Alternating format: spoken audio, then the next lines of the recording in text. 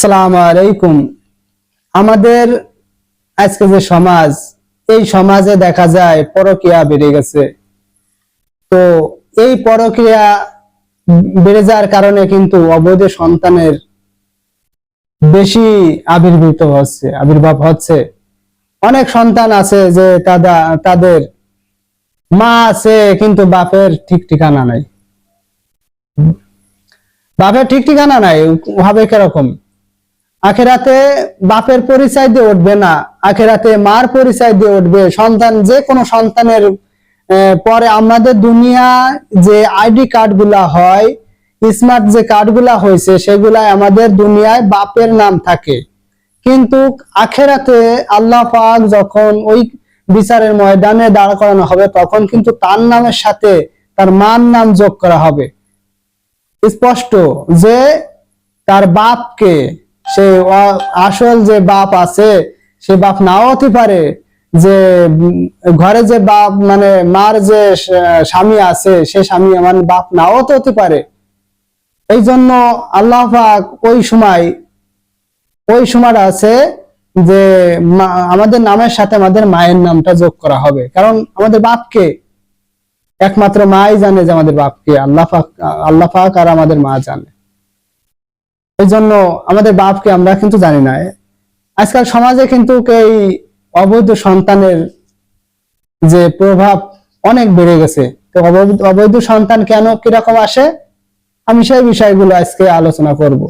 যে অবৈধ সন্তান দেখা যাচ্ছে আজকাল অধিকাংশ বিয়ে যদি হয়, দেখা যাচ্ছে আপনার 50টা বিয়ে হয়েছে কিংবা 60 জনের বিয়ে হয়েছে, তার মধ্যে ওর মধ্যে দেখা যাচ্ছে 10টা 12টা 8টা 9টা এরকম কিন্তু ওই স্বামী ছেড়ে আর এক স্বামীর কাছে চলে আর একজনের সাথে বিয়ে হচ্ছে। তো এই স্বামীর থেকে যে পৃথক হয়ে গেল, চলে গেল আর একজনের কাছে, যাওয়ার পর ওই ঘরে ওই মেয়েতে কিন্তু ডিভোর্স দিচ্ছে।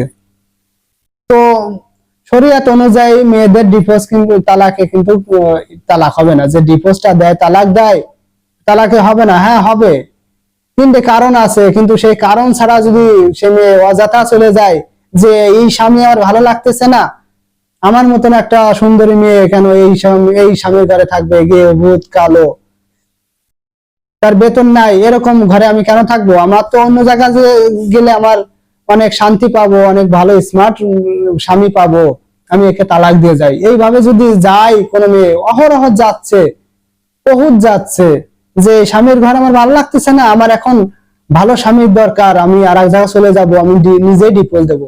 অনেক কাছে ডিভোর্স দেয় না, না দিয়ে যখন চলে যাচ্ছে সেই ঘরে যায় আবার কি বলতেছে, যে আমরা কাগজ কলমে বিয়ে করেছি।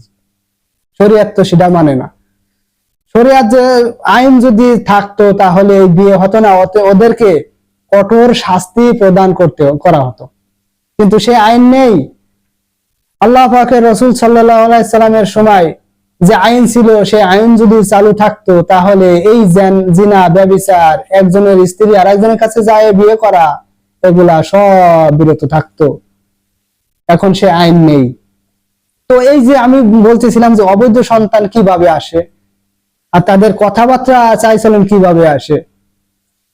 তো এই যে যখন একটা মেয়ে ওই স্বামীর থেকে আলাদা চলে যায়, আর একজনের কাছে যায় বিয়ে করে, অথচ সেই মেয়ে তালাক দিচ্ছে, তো তালাকটা তো গ্রহণযোগ্য হবে না। যখন ওই যার সাথে কাছে গেল, তার কাছে যখন বাচ্চাগুলা হবে, সেগুলা হচ্ছে অবৈধ বাচ্চা। সে বাচ্চাগুলা যারা বলে জারদ সন্তান, সেই সন্তান আছে জারদ সন্তান গুলা, 4টে 5টা হোক, সেগুলা জারদ সন্তান। তাকে আল্লাহর ওলি, 5 ওয়াক্ত নামাজ মসজিদে পড়ে, আবার আল্লাহর ধ্যান করে খুব, আল্লাহওয়ালা খুব, কিন্তু তারপরে সে মনে শান্তি নাই যে আমি যদি আখিরাতে যদি ধরা খেয়ে যায়, তো তার যে উস্তাদ ছিল তার কাছে যে বলতেছে যে আমি শান্তি কোথায় পাবো? আমি তো মনে শান্তি পাই না, আমি এত ইবাদত করি, যদি আমি আখিরাতে ধরা পেয়ে যাই যে আমি যদি ভুল করে ফেলেছি, নাকি আমার আমল কবুল হচ্ছে না, আল্লাহ পাক খুশি হচ্ছে না, আমি তো মনে হয় ভুল করে ফেলাচ্ছি, এরকম আমার মনে তো শান্তি আসে না, এরকম ভাবনা বেড়েই যাচ্ছে। তখন সে উস্তাদ বলে যে তুমি কিছু বাড়ি বাড়ি যে ঘুরে ঘুরে দেখো যে তারা কেমন শান্তিতে আছে। তুমি যার পছন্দ করবা সেটাই আমি তোমার উপর দোয়া করব, আল্লাহ পাক দোয়া কবুল করে নেবে ইনশাআল্লাহ। তো অনেক লম্বা ঘটনা, আমি একটা কথাই বলবো যে তখন সে অনেক জায়গায় ঘুরে ঘুরে দেখে যা টাকা পয়সা আছে, অট্টালিকা আছে, অথচ দেখা যাচ্ছে খাবার দাবারের অভাব নাই, সে খেতে পারে না।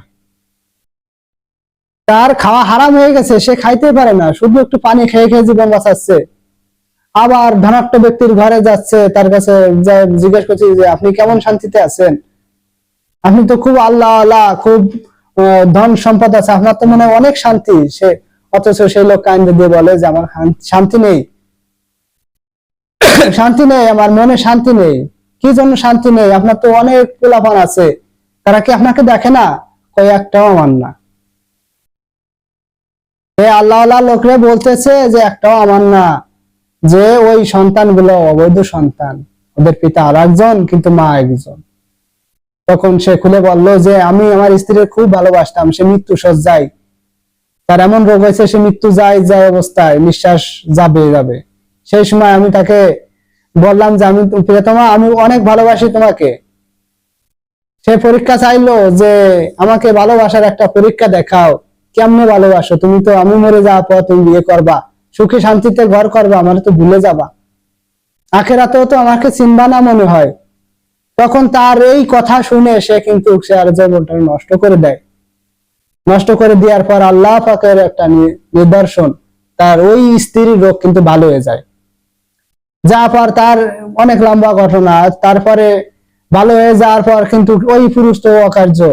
তখন ওই স্ত্রী যখন তার যে মনের চাহিদাটা, ওই যে বাড়ির যে কাজের লোকগুলা ছিল, চাকর বাকর ছিল, এদের দিয়ে আসছে কাজ, মানে চাহিদাটা পূরণ করত, আর এক এক করে সন্তান জন্ম নিত। এই জন্য লোকটা বলতেছে আমি শান্তি নাই, মাথা নিচু করে থাকি, তারা ঠিকই আমার বাপ বলে ডাকে, কিন্তু আসল বাপ তো আমি না। তখন ওই আল্লাহর ওলি বুঝতে পারলো যে আসলে তো আমার মতো শান্তি কেউ নাই, যে আমি কেন শান্তির জন্য ঘুরে ঘুরে মানুষের কাছে যে খুঁজতেছি যে কায়দা করে আমার শান্তি আছে। তখন সে আল্লাহ পাকের দরবারে মাথা লুটিয়ে বলল, হে আল্লাহ, আপনি আমাকে মাফ করে দিন, আমি তো বড় শান্তিতে আছি, আপনি আমাকে মাফ করে দিন। তো এই যে বিষয়, যে অবৈধ সন্তানগুলো আসে, আবার অনেক মেয়েরা আছে যে প্রেম করা যে হারাম, এটা কিন্তু আমরা মানি না।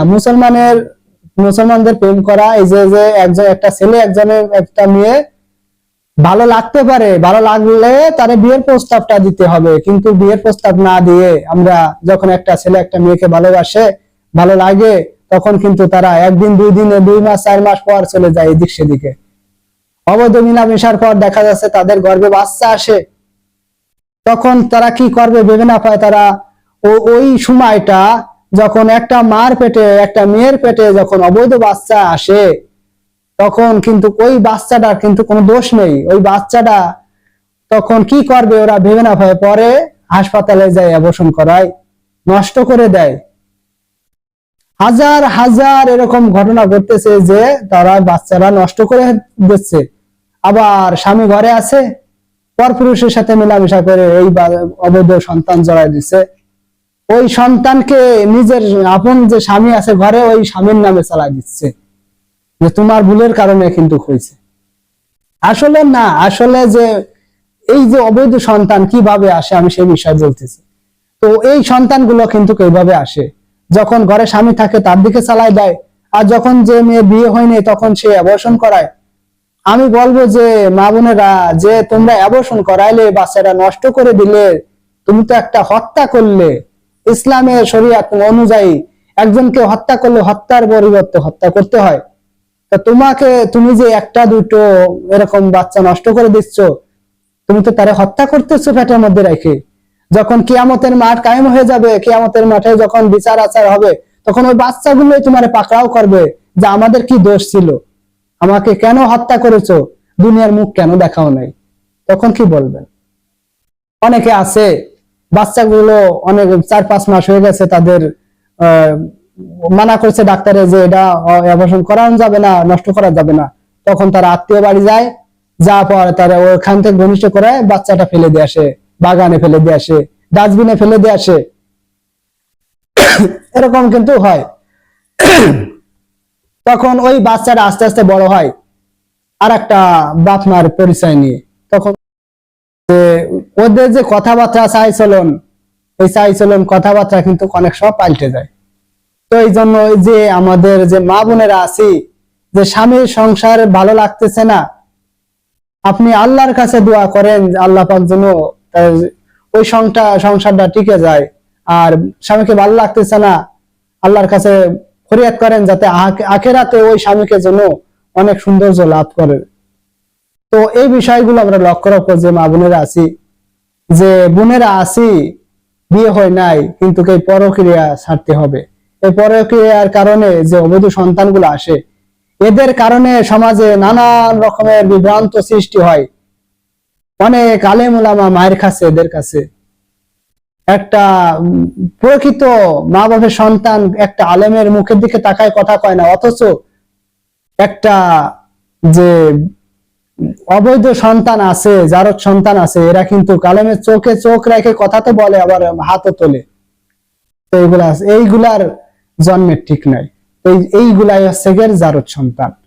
তো এই জন্য যে বোনেরা আছি, বেশিরভাগ যে মা বোনেরা আছি, স্বামী সংসারে যদিও একটু কষ্টে কাটে আলহামদুলিল্লাহ, তো আল্লাহ শুকরিয়া আদায় করবেন, কষ্টের পরেই সুখ আসবে ইনশাল্লাহ।